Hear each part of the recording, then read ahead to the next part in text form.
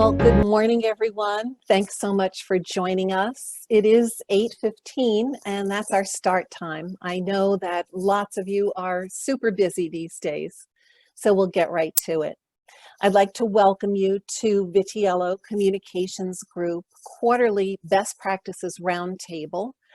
This is a Zoom webinar, and we've got a few people from the Vitiello team helping out today with the webinar. One of them is Seth Mucha. He will be driving our PowerPoint presentation and also launching our Zoom polls. And we've got Nadine Green standing by. She will be monitoring the Q&A and the chat functions. So if you've got a question for me or a question that you'd like to pose to the group around the roundtable, please feel free to put that in the Q&A. And Nadine will make sure that everyone hears your question and that you get it answered. Also, please feel free to use the chat function to comment along the way if you'd like to. My name is Jill Vitiello, and I'm the CEO of Vitiello Communications Group, and it's my pleasure to welcome you to our roundtable this morning.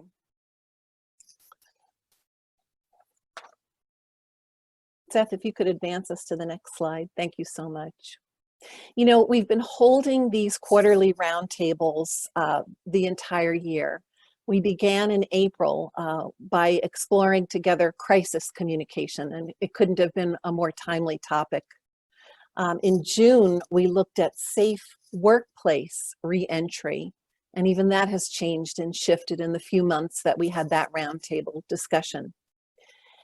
Today, we'll be looking at corporate culture, and in December, we're planning to do our roundtable session on allyship and how that, coupled with strong communication, can support an inclusive workplace culture. I'd like you also to be aware that we are recording this webinar, and we do post them on our website. So that we can get a little bit beyond and make sure that we share our good ideas broadly. So what I'd like to do right now is ask Seth to launch our first poll, just so we can get a sense of who's around the table today. How would you describe your role in your organization? Are you a business leader or a manager? Are you a business owner? A communications professional? Or a human resources professional, or other? We'll give you a moment to complete the poll. Jill, excuse me. Sure. We have some people that cannot hear, so I just want to make sure that everyone can hear, and if somebody can just type back in the chat and make sure that the audio is working correctly. Okay, thank you for interrupting, and let's make sure that we're good. Okay. Looks like we're good. Thank you. Okay, thanks. Thanks for making sure that everyone can participate.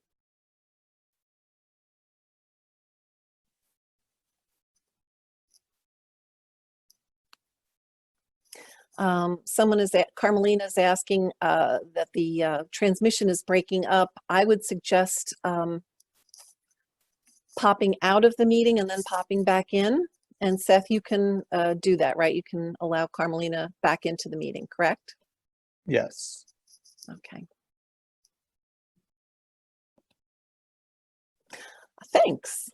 So here's who is around the roundtable today. Business leader and manager, 29%. Communications professionals, 43%. And other, 29%. So that's interesting. I'm so glad to have lots of voices present today. And Seth, if you could go ahead and close the poll and move forward to our next slide.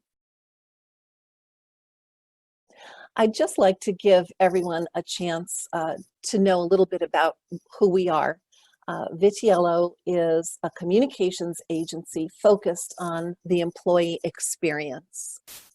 We're experts in change management, inclusive workplace culture, and employee engagement. We provide communication strategy and content development to large global companies and also to privately held mid-market firms.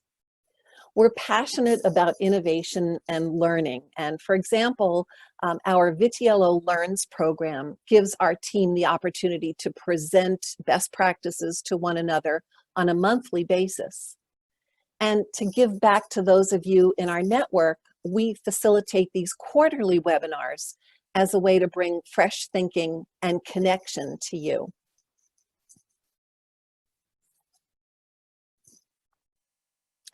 Now, at Vitiello, we monitor workplace trends, and it's clear that the new reality is under construction.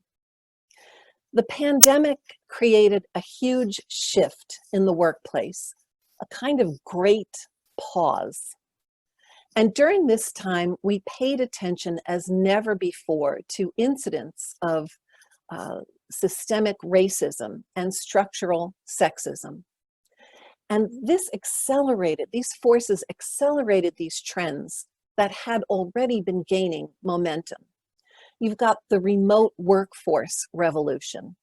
You know, the World Economic Forum study showed that employees are actually 40% more productive when they're working from home. And Zoom, which how could we live without it? They count over 300 million meeting participants every day. There's the social justice reckoning here in the United States. Interesting, the Wall Street Journal reported recently that over 40% of publicly held companies addressed social justice issues in their quarterly investor calls. And that is up from 6% the previous quarter. Then there's the renewed focus on well-being and safety. In April, TechCrunch reported that 10 million people downloaded mental wellness apps onto their phones. So no matter how you describe your organization's culture and what behaviors your company rewards, I think you'd agree that organizations and people are trying and struggling to adapt and innovate to keep teams productive and engaged during this extraordinary time. Let's ask Seth to launch our next poll to see what you think. Which of these trends is having the most critical impact on your organization's culture? The remote workforce revolution, social justice reckoning, well-being and safety, or something else? Let's take a moment and see what you think.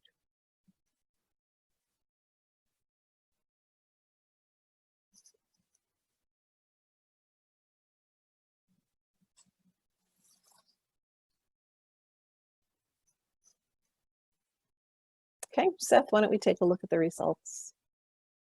Interesting. Remote workforce revolution. That is the highest at 71%. Social justice reckoning at 14%. No one selected well-being and safety, and there was one where 14% said other. Would anyone like to comment on the choices they made? If you can put it in the Q&A or the chat, raise your hand and we'll unmute you if you'd like to comment on why you selected what you did. Okay. Seeing nothing in no hands raised. And Nadine, do we have anything in the Q&A? We do, well, just a comment that safety should be a way of life. And that is all we have in the Q&A right now. That's great. And I'm glad that that comment was raised. We're going to talk about a new kind of safety in just a few moments. So thank you for making that statement because it sure is true. We do have something else, another comment that remote workforce changes daily between the rules and expectations, and that's why it was probably chosen. Yes, yes, it's so true. And I think of all the things that we hear leaders talking about, it's how to either engage people in the remote workforce, how to bring them back safely, or how to create a hybrid model that meets the needs of employees and the business that they support. So Interesting. Thank you very much for the poll. Now, yes, navigating the now normal and the future of work. In our practice, we're always looking at the future of work, and we know that the now normal is driving culture change. Now is so different from before. Barriers are down between office and home and school. There's no dividing line between professional and personal. And we all are experiencing a new vulnerability.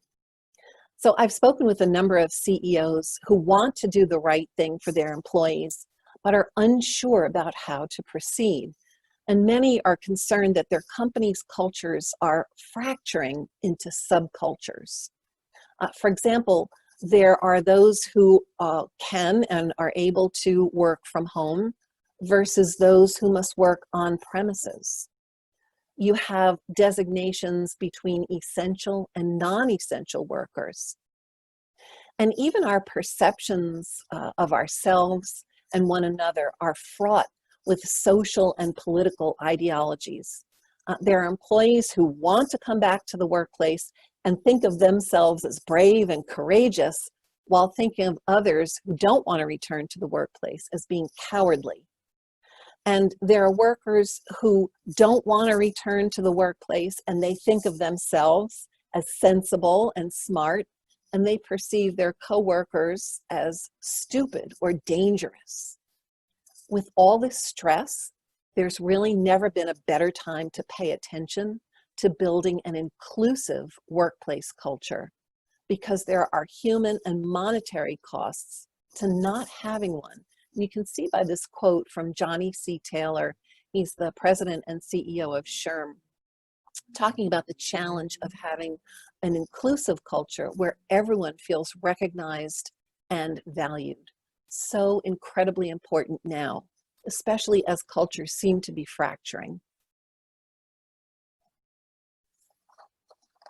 So you've got the new reality and the now normal. And I will say, as we prepared this presentation, the team really thought about, what do these terms mean? People are really struggling. Is this the way things are going to be from now going forward? Will we return to things to the world the way it used to be? Is this now normal going to stay with us forever? All of these questions and concerns are really stressing company cultures and the people within the companies. So Seth, let's launch the next poll and see what our participants think. How are your organization's leaders responding to the now normal? And here are the choices. Leaders are not responding. Leaders are communicating concern about our culture. Leaders are taking action to address the impact on our culture. Leaders are making culture a priority, or other. Take a moment.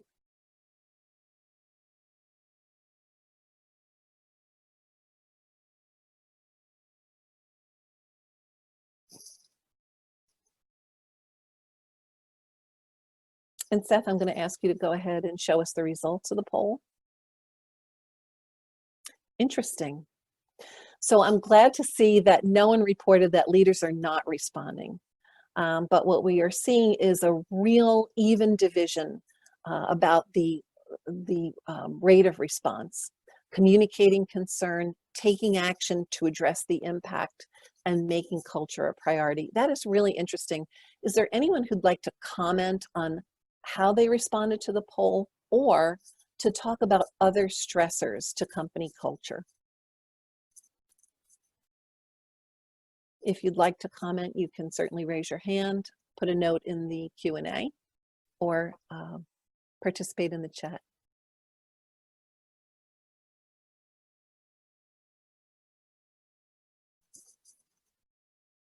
Okay, and I'm going to ask a different question to see, and Seth, I think you can go ahead and close that poll for us. Thank you. Would anyone like to comment on what leaders might do to respond to the cultures that are under stress?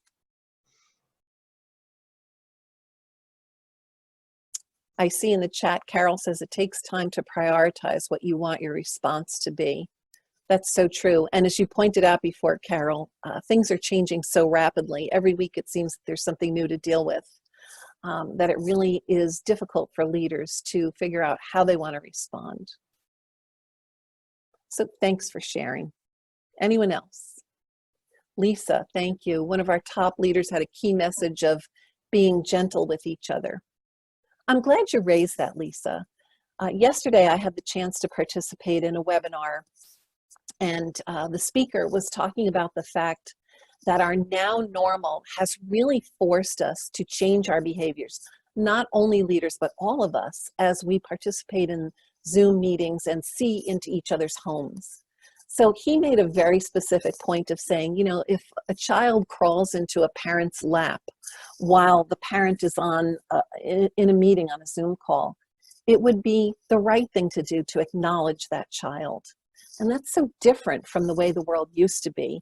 If you remember that reporter who I think slammed the door on a little toddler while he was broadcasting from his home, that's very different. And we're learning how to be gentle with one another and to have things like normal daily interruptions be okay.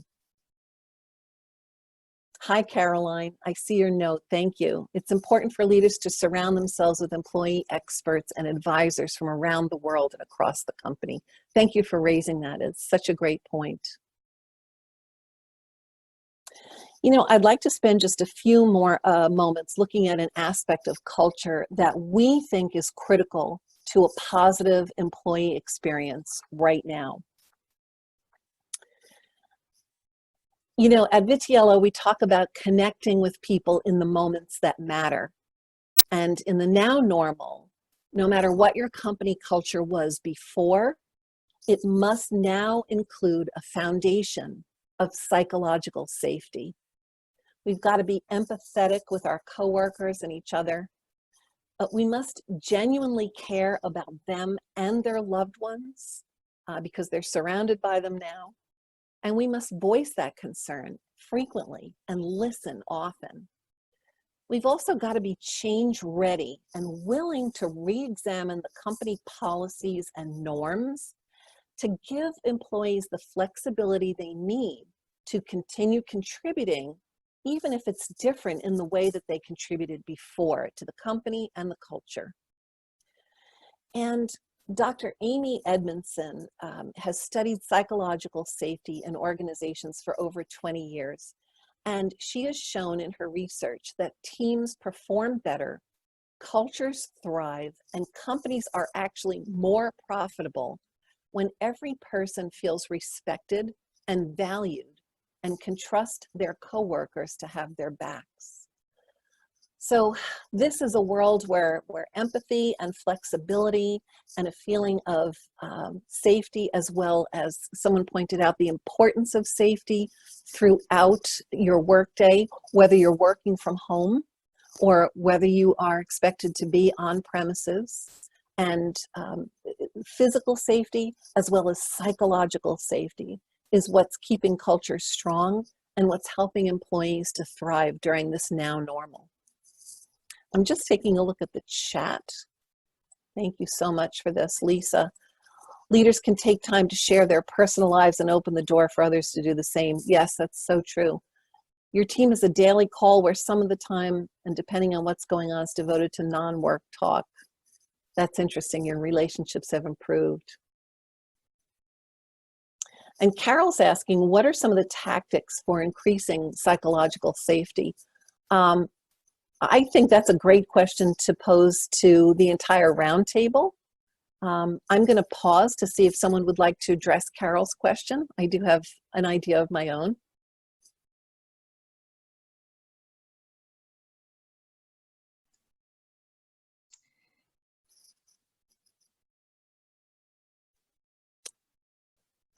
Then I see that no one is responding to the question about tactics.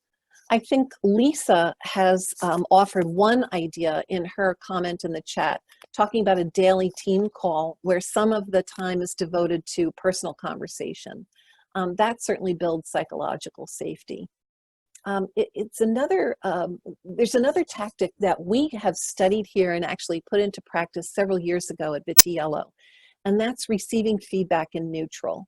That is understanding that it is okay to voice your opinion in the moment, to offer a suggestion that may not be received with a ton of enthusiasm, and that's okay.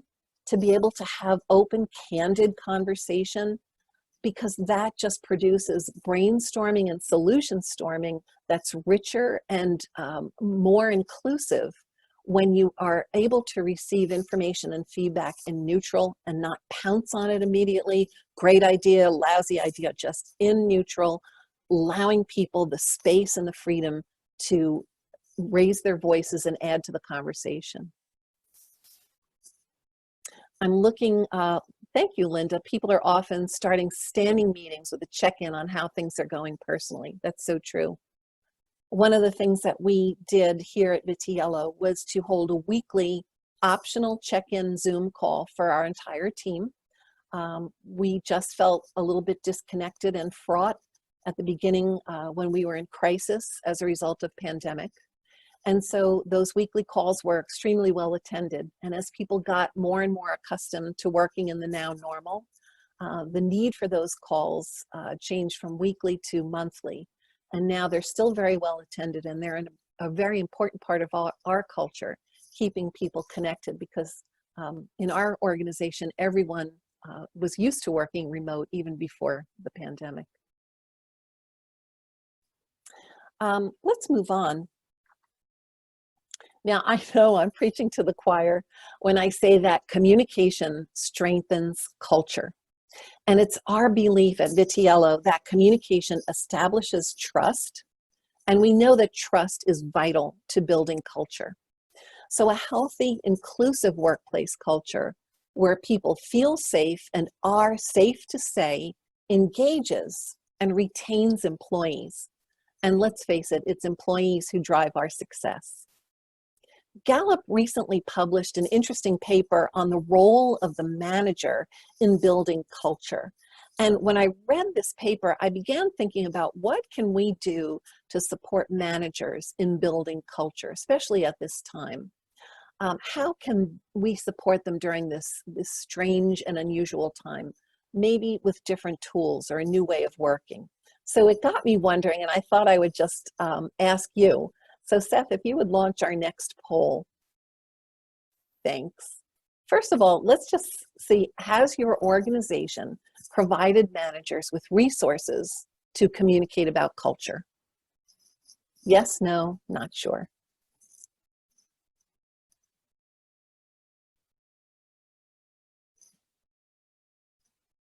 And Seth, with such limited answers, we can probably close the poll and show the results. Ooh, wow. Mostly yes, but some are not sure. That's very interesting, very interesting. Anyone want to offer some information or a comment about your answer to that poll? Okay. And let's move on then. This is our final poll. And Seth, if you would just launch that. Thank you. What would be the most useful resource to help people managers communicate about your organization's culture? And we're just going to ask you to pick one. The most useful resource.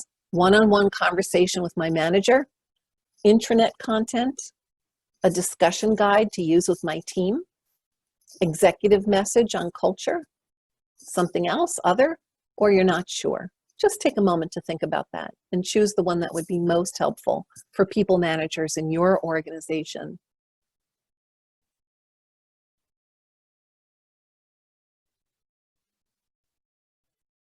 Wow, very, very interesting. Intranet content at 43%, one-on-one conversations at 14%, discussion guide at 14%, executive message 14%, and other at 14%. That is fascinating. Very, very interesting. What I'm going to do now, Seth, is thank you so much. I'm going to ask you to close that poll and move on to our next slide. and just kind of open up for discussion. In this webinar format, we're used to using polling and all the different functions that are available to us. In our roundtable, we really do like to encourage discussion if you're interested in participating and awake enough for that at this hour. So what I'd like to do is just take a few minutes to talk through what communications best practices are you using to keep your organization's culture healthy.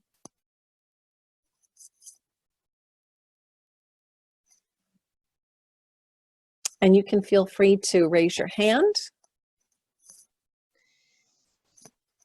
Jill, sorry to interrupt, just to let everybody know that they can unmute themselves.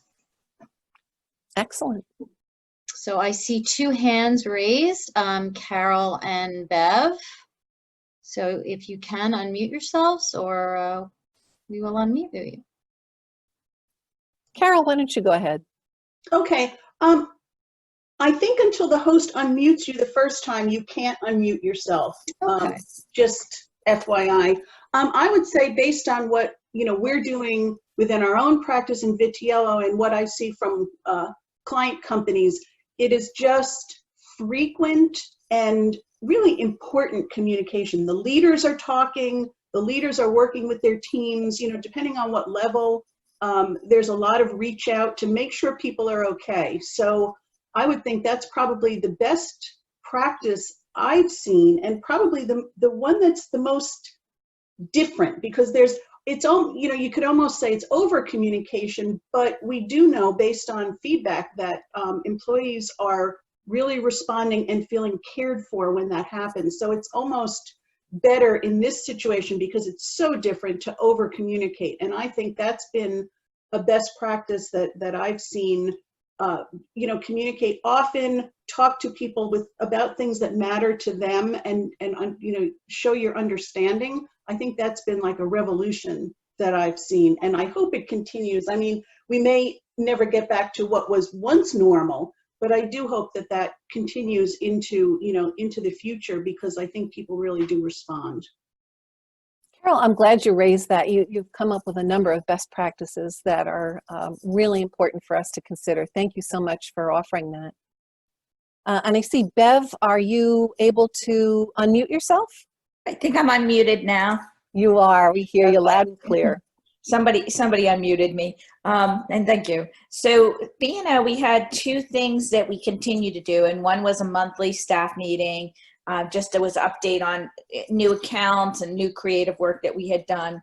And then we also had a group called Culture Club, and that was an employee-run program, and they did events for the company. So they've done things like barbecues and ball games and things like that.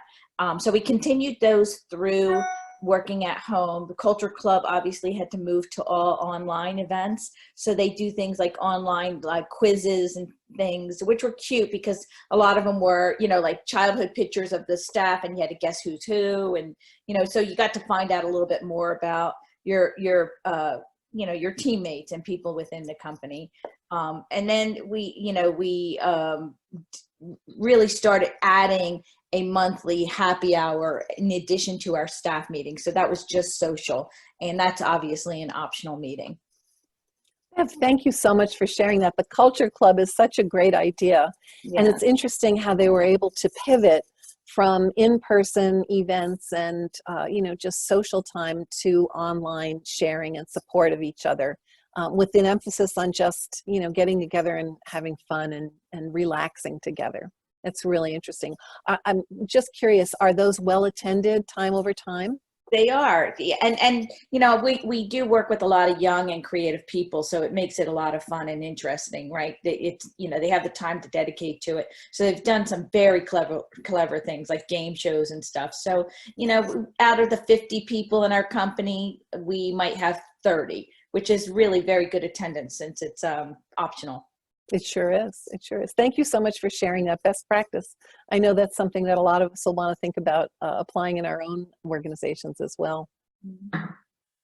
Jill, we do have a comment in the chat box. Sure. Oh, I see. Hi, Kirsten. How are you? We communicate through various channels, which helps. So it's not always video, sometimes chat and sometimes a phone call. I like what you're saying here. We give grace and do check in even when we're busy with the kiddos, helps to remind that we all have a life to navigate. That is so, so true. And we've all read about Zoom fatigue. I know that's actually a real thing. I know we've all experienced it. So some other, those communication channels are very welcome sometimes. Just a phone call or even a text message sometimes is really supportive.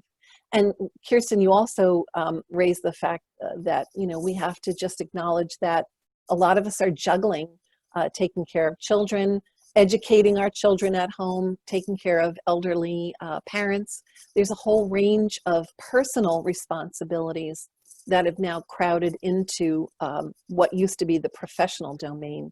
So just as you said, giving grace to one another is critically important. Anyone else want to share a best practice? Linda.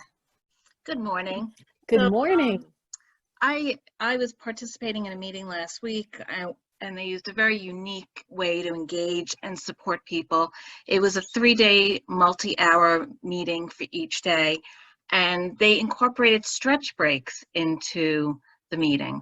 They had a 10-minute break where everybody stayed at their laptops, and we stretched in our chair, and the fitness expert taught us stretches that we could incorporate into our daily lives afterwards. And it was so well received that it's going to be incorporated into our next meeting that's being done by a different group. But I thought that, like, just being aware that people are at their desk, that people are more stressed, and finding unique ways to connect with colleagues. Linda, that is a great example, and that certainly is a best practice that all of us can use. It would be great to have that fitness expert come and teach us a thing or two. I've also been in long meetings that have gone almost the full length of an entire day, and we had a physical therapist who was part of the group conduct these stretch breaks for us. And you know, when you're sitting in a room together, there's natural breaks as you go along. But because we're so engaged and focused on these Zoom meetings, you really do have to set aside a few minutes to just, you know, take time away and stretch. That's great, great example. Jill, And I'm sorry, we have another comment in the chat box. yes, I see, Carmelina, we've added icebreakers. Ooh, nice. To all of our team meetings and social hours. We have a lot of new employees and bear transplants trying to get to know each other. It's been fun and engaging. That sounds so interesting, Carmelina. Thank you for sharing that. Icebreakers can be a lot of fun, and it's a great way for, as you said, new people to get to know one another. That's terrific. Thank you so much for offering these great best practices. They really are refreshing and different from best practices that we've thought about in the past in our before world versus our now world. Really, really interesting. We heard about frequency and a little bit more personal information sharing and just being sort of more relaxed with one another as we try to, you know, continue to do our jobs and get things done in teams and individually. So thank you for sharing these great best practices. Anyone else have anything to offer? Okay. I'd like to offer a few best practices that we are keeping top of mind as we counsel our clients and other people in our network. We firmly believe in the power of connection and caring to help people survive and thrive. And when people thrive, the culture and the company thrives as well. We're encouraging people to embrace the future of work. You know, I found in talking with so many CEOs and business leaders that among some of them, and it's understandable, there's a longing to return to the way things were.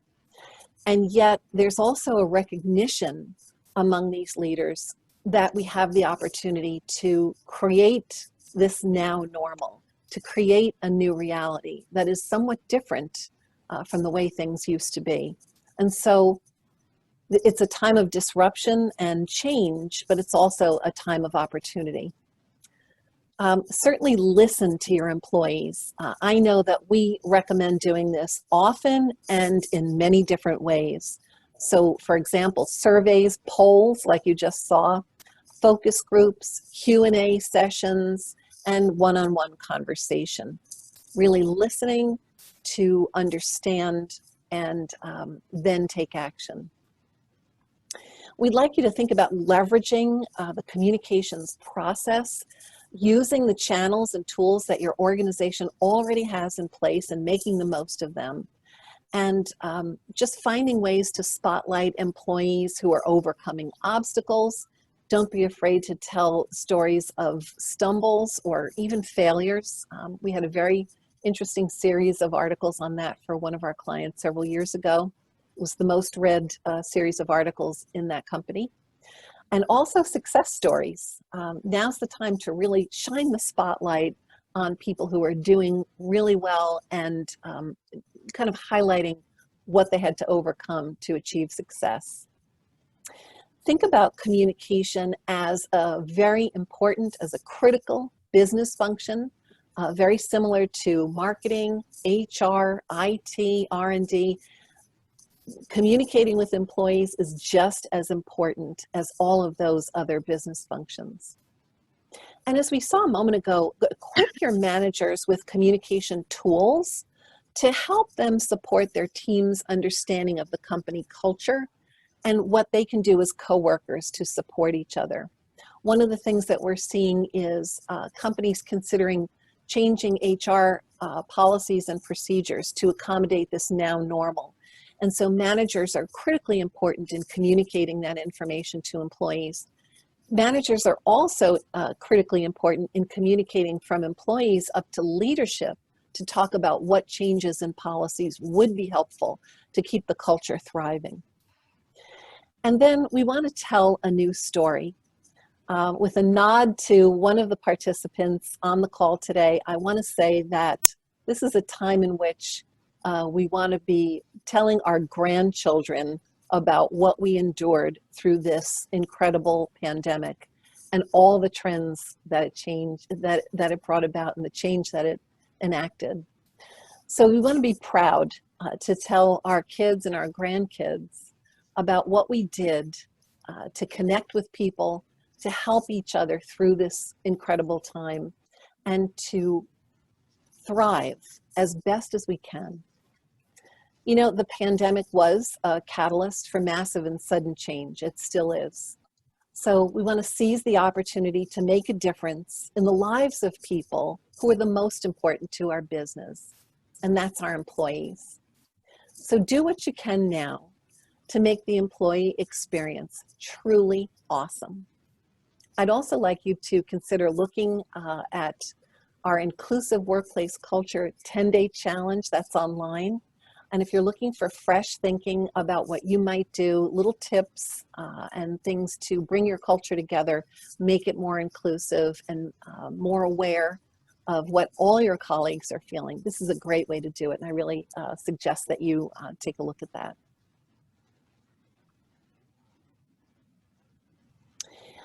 At this point, I'm going to see if anyone would like to add anything else to the conversation, to the roundtable. If you'd like to, you can put it in the chat or Q&A.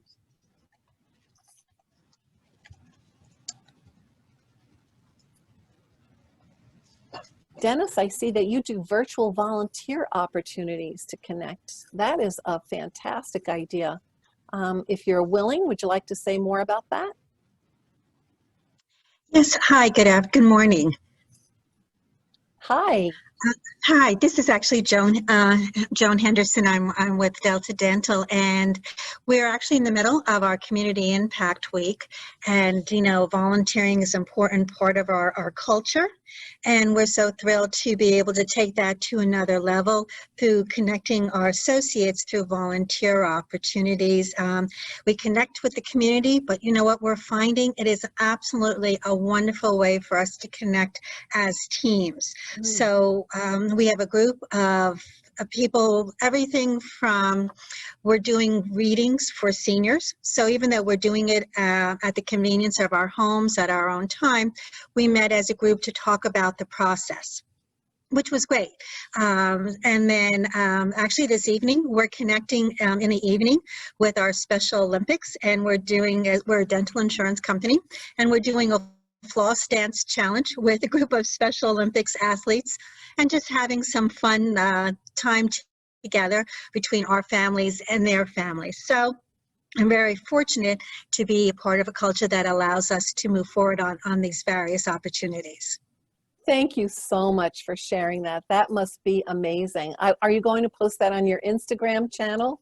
We're doing some social media, just sharing it out. And I think what's happening also, even if we've had associates that couldn't participate in a lot of the opportunities, the fact that we making them available, they're seeing that we're continuing our culture and that volunteer spirit within our organization. I think people just really are feeling very positive about that across the board. And the fact that we have representation from all levels within the organization that are embracing or connecting on Zoom meetings that, again, possibly maybe our CEO may not have had an opportunity to connect with someone on our call center, but they actually did during this information session on reading and for seniors. So it was just a great across-the-board opportunity.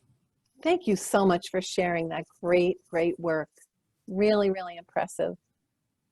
You know, I should mention at Vitiello, our employees launched a brand new initiative in line with our strategic corporate responsibility program, and it's called Adopt a Teacher. There was a real recognition that teachers across the country were struggling as their students went to learning from home and online learning, and now returning in September to a hybrid model or a remote model. So much disruption in the education system. So our employees really wanted to do something to support teachers, and they created the Adopt a Teacher program, and we are sponsoring 4 teachers in 4 different states around the country. And one of our teachers was really very clever. Knowing our expertise in communication, she tapped into our resources to help her build an incredible website for her parent portal. She had us work with her to create her PowerPoint presentation that she'll deliver remote to the parents next month when they have their back to school night, or open house as they call it. And the interesting thing is, when her supervisors learned about Adopt a Teacher, they called the local newspaper, and our Adopt a Teacher was featured in the Rye Record, a local newspaper in her area, just talking about what we can all do to support teachers who are working so hard and are, most of them, juggling their own family's situation, their own students learning at home, as well as the students that they support in the community. So thank you for sharing your examples, Joan, and I just had to share ours. I'm just so proud of our team for creating the Adopt a Teacher program. That sounds great, Jill. Thank you very much for sharing that information. Sure. We've got just 2 minutes left for our roundtable, and I want to just take a moment to thank you for participating. I'm so glad that you could join us, and I'm really very thankful for the good ideas and information that you generously shared with the roundtable members. Seth will be sending a follow-up survey for you, and we'd love your input. Keep reading our newsletter, Moments That Matter.